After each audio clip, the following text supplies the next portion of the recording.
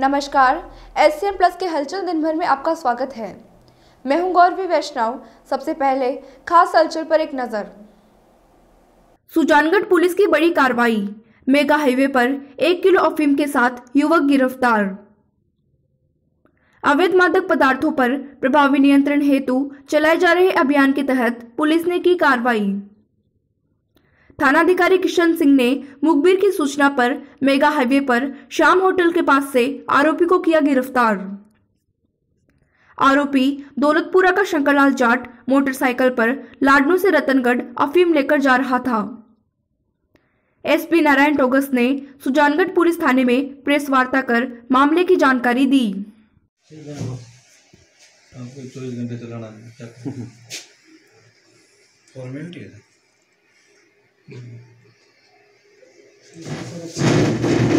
पुराना थाना जो पड़ी है उसमें चौकी को मजबूत किया गया है। अच्छा।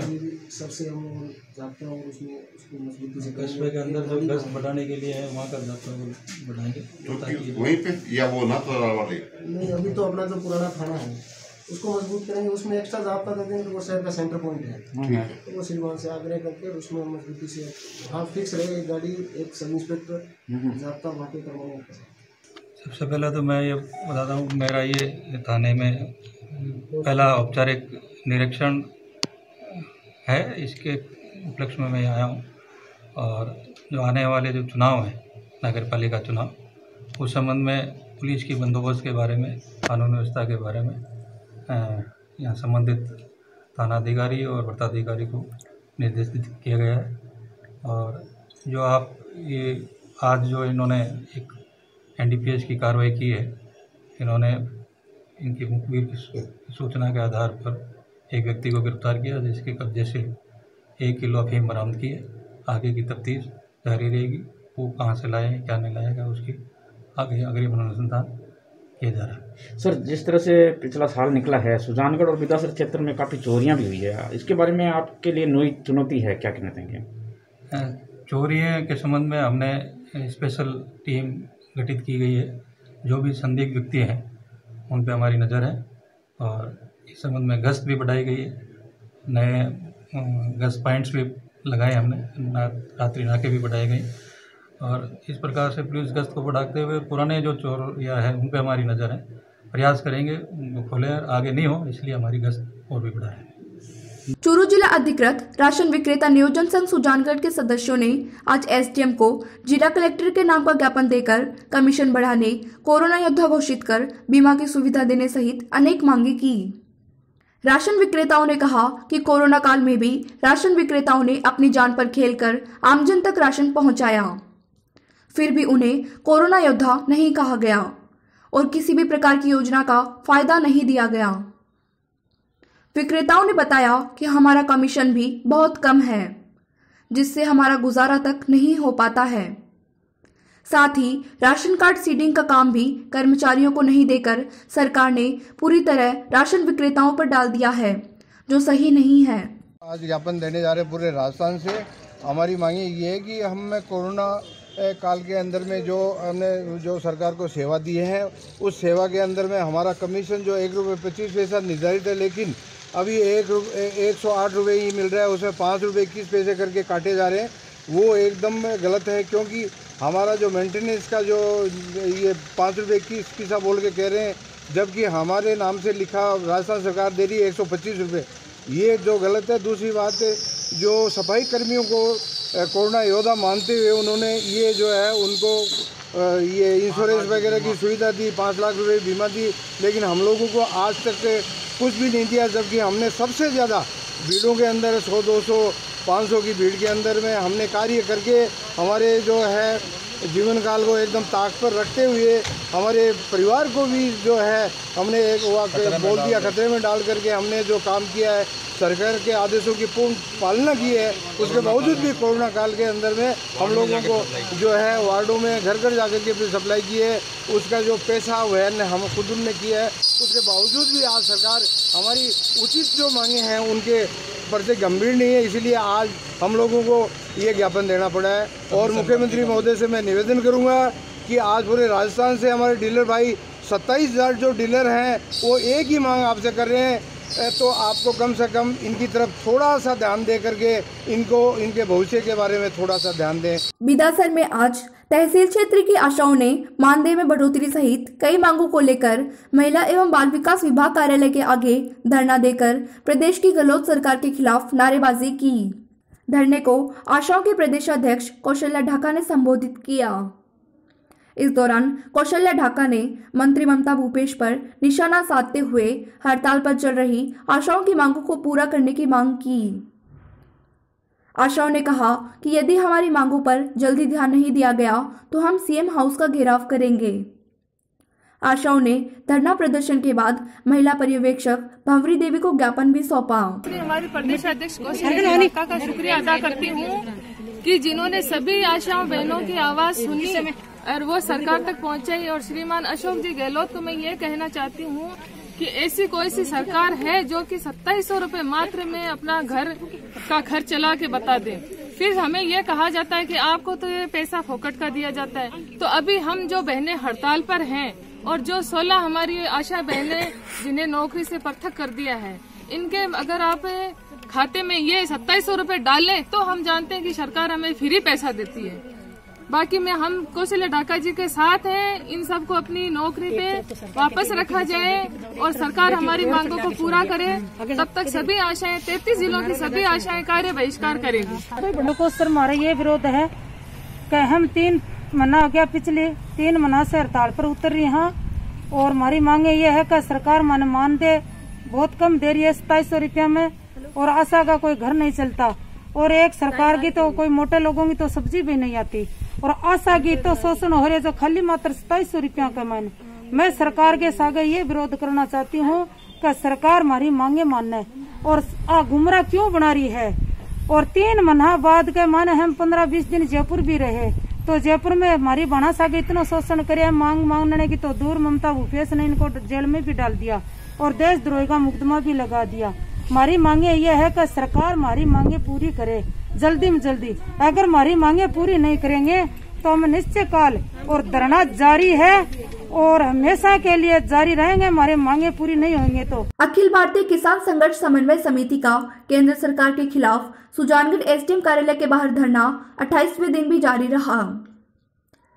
इस दौरान किसानों ने एसडीएम मूलचंद लोनिया को राष्ट्रपति का नाम का ज्ञापन देकर नए कृषि विधेयकों को वापस लेने की मांग की।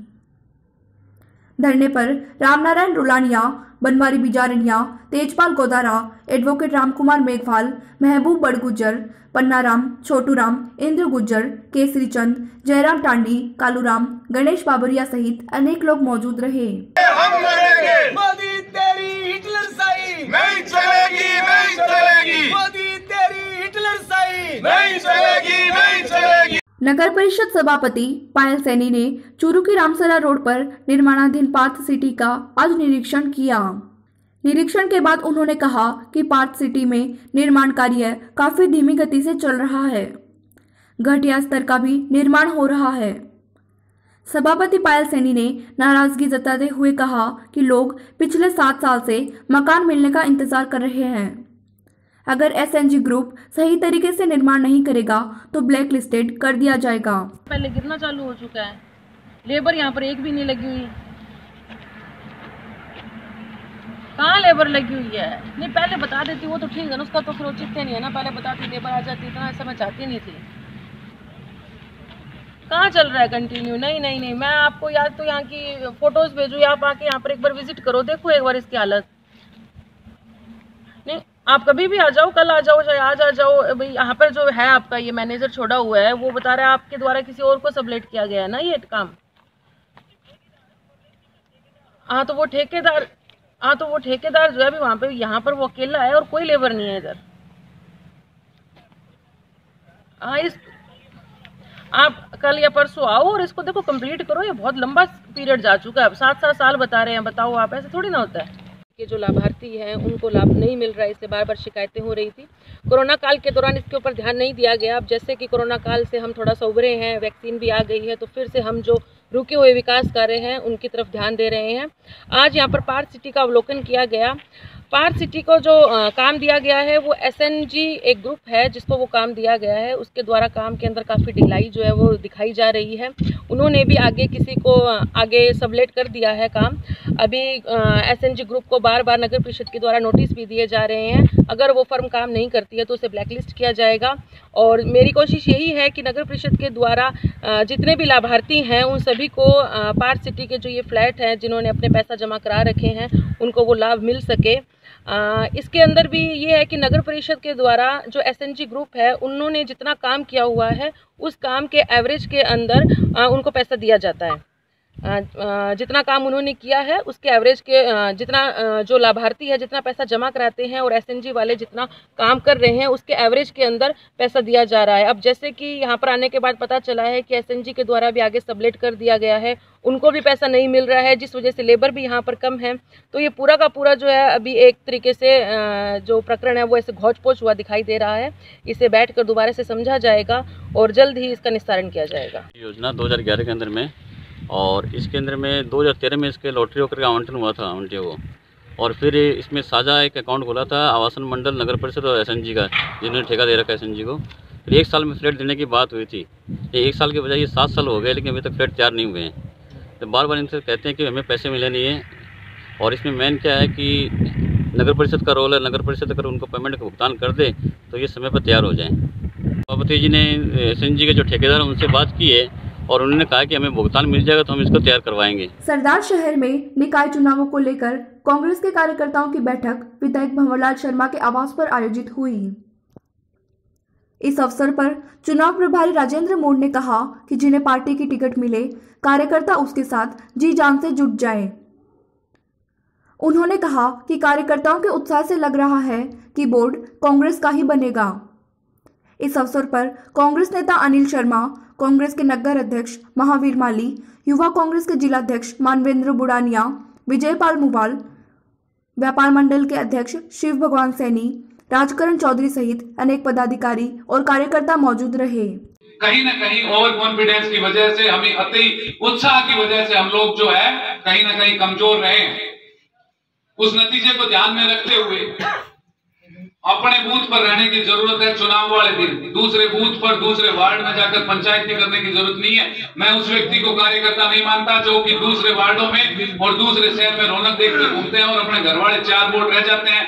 पंचायती जो है कुर्ता पजामा मेरा पैतरा है पहन के घूमते हैं, शाम को घर जाते हैं तो थोड़ा वोट सगड़ा दे आगे के नहीं मार जी को सैनी भाभी गान गई बाकी तो सगड़ा दे तो जन बाद के मैं 2 थारा घरों वोट कौन पड़ा दूसरा की पंचायती करता फिर किया पार पड़ा। जिस तरीके से प्रदेश की सरकार कांग्रेस की सरकार है और कहीं न कहीं शहरी विकास के लिए सरकार के अनुकूल चेयरमैन बनना भी जरूरी होता है, तभी जाके आम लोगों के शहर के लोगों के काम हो सकते हैं। बहुत सारे नौजवान साथी मेरे यहाँ बैठे हैं और आप लोग सारे लोग सब लगभग शहर से ताल्लुक रखते हो, तो मैं आपसे एक ही विनती करना चाहूंगा, जिस किसी को भी हमारे पूजनीय दादाजी भंवरलाल जी टिकट देंगे, आप सबका एक ही कर्तव्य होना चाहिए, आपको उस टिकट पे कैसे जिता के लाना है, अपनी रीति नीति कैसे लोगों को बतानी है। सरदार शहर में राजस्थान आशा सहयोगिनी यूनियन की ओर से CDPO को ज्ञापन सौंपकर विभिन्न मांगों की ओर ध्यान आकर्षित करवाया गया। उन्होंने चेतावनी दी कि शीघ्र मांगों पर विचार नहीं किया गया तो कार्य का बहिष्कार किया जाएगा। आशाओं ने मानदेय बढ़ाने और नियमित करने की मांग की। इस अवसर पर रजनी शर्मा, सीमा कंवर, ममता शर्मा, संपत सैनी, खुशबू, कमला, संतोष मीणा, शारदा, जयकौरी, गीता, रोशनी, इंदिरा देवी, मंजू देवी आदि आशाओं ने प्रदर्शन किया।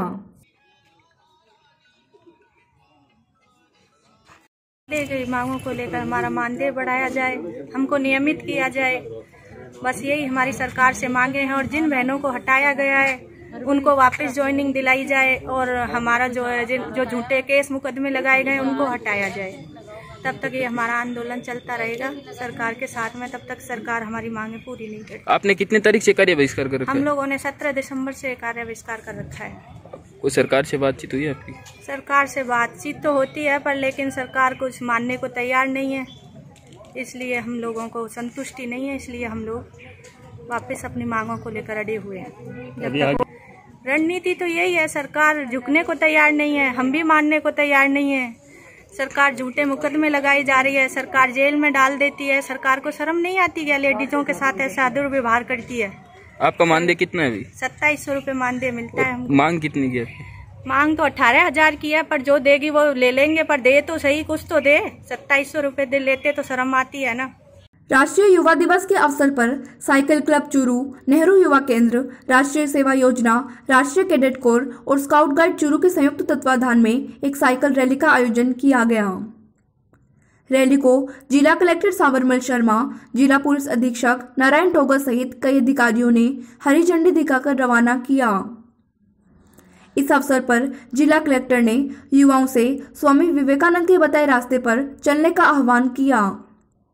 पुलिस अधीक्षक ने आयोजनकर्ताओं को साधुवाद दिया और नो व्हीकल डे की थीम को सराहनीय बताया।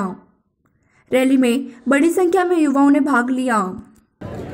हरी झंडी है तो वो उधर साथ में करेंगे ना, तो 1 मिनट वो एसपी साहब आ रहे हैं। अरे सोमेश जी और जावेद, तो आज साइकिल रैली का आयोजन किया गया है। इस शहर को हम किस तरह से जो हमारे बच्चे हैं स्वच्छ रखें, फिट रखें, फिट इंडिया किस तरह से जो है ये फिट रहें, उसके लिए आयोजन किया गया।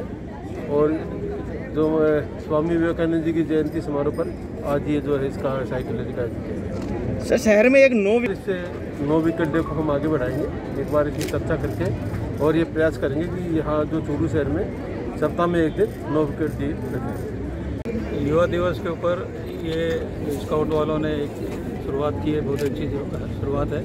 शहर के लिए भी नो व्हीकल डे के लिए भी एक प्रेरणा है। तो यही संदेश देंगे कि अधिक से अधिक लोग साइकिल का प्रयोग करें, ताकि शहर के लिए भी सही रहेगा। कोरोना काल के टाइम में भी लोगों ने ये महसूस किया होगा कि हेल्थ के लिए जो एक्सरसाइज है बहुत ज़रूरी है, जिसके लिए ये साइकिल चलाना ये एक सहायक सिद्ध हो सकता है। चूरू में युवा दिवस पर स्वामी विवेकानंद की जयंती भारतीय जनता युवा मोर्चा के कार्यकर्ताओं ने स्वामी जी के चित्र पर पुष्प अर्पित कर मनाई। कार्यक्रम में मोर्चा के मदन गोपाल बालान ने कहा कि हमें स्वामी विवेकानंद के बताए रास्ते पर चलना होगा। स्वामी जी युवाओं के प्रेरणा स्रोत हैं। इस अवसर पर मनोज सैनी शोपुरा, धर्मेंद्र, सुरेंद्र रोयल, कपिल रक्षक, नितेश बोडग, विजय बिजोरिया, सुनील डेरेवाल, रोहित शर्मा आदि मौजूद रहे। हमारे सभी के प्रेरणापुंज युवाओं के शक्ति स्रोत स्वामी विवेकानंद जी की आज हमने जयंती बनाई है। शिकागो में हिंदुस्तान का परचम लहराने वाले हमारे पूजनीय विवेकानंद जी, जिनके आदर्शों पर समस्त युवा चलते हैं, उन आदर्शों के मार्गदर्शक हम सभी हिंदुस्तानी युवा तरुणाई उनके रहे हैं। और उन्हीं के उपलक्ष्य में आज हमने एक युवा दिवस के रूप में, जो पूरे हिंदुस्तान में युवा दिवस के रूप में मनाया जाता है, स्वामी विवेकानंद जी को परम श्रद्धेय हमने श्रद्धा सुमन अर्पित करते हुए उनकी जयंती बनाई। सालासर कस्बे की हनुमानगढ़ धर्मशाला में मंगलवार को सुजानगढ़ विधानसभा उपचुनाव को लेकर रणनीति बनाने के लिए एक बैठक का आयोजन किया गया। सालासर देहात मंडल अध्यक्ष मनोज शर्मा की अध्यक्षता में आयोजित मीटिंग में आगामी सुजानगढ़ विधानसभा में होने वाले उपचुनाव और नगरपालिका चुनावों पर चर्चा की गई। राष्ट्रीय कार्यकारिणी सदस्य ओम सारस्वत ने कहा कि कांग्रेस सरकार ने आम जनता को लूटने का काम किया है। बिजली बिलों में इतनी ज्यादा बढ़ोतरी की है कि जनता मौका मिलते ही सरकार को उखाड़कर फेंक देगी। भाजपा जिलाध्यक्ष धर्मवीर पुजारी ने कहा कि कांग्रेस सरकार जनता में झूठ फैला रही है, बिजली बिलों के नाम पर लूट मचा रखी है, युवाओं को रोजगार भी नहीं दे रही है। इस दौरान अनेक लोग मौजूद रहे। ये था एसएन प्लस का खास बुलेटिन हलचल दिन भर। टीवी पर देखने के लिए शेखावाटी केबल नेटवर्क के चैनल संख्या 153 पर जाएं। सोशल मीडिया पर हमसे लगातार जुड़े रहने के लिए हमारे यूट्यूब और फेसबुक पेज को सब्सक्राइब और लाइक करें। नमस्कार।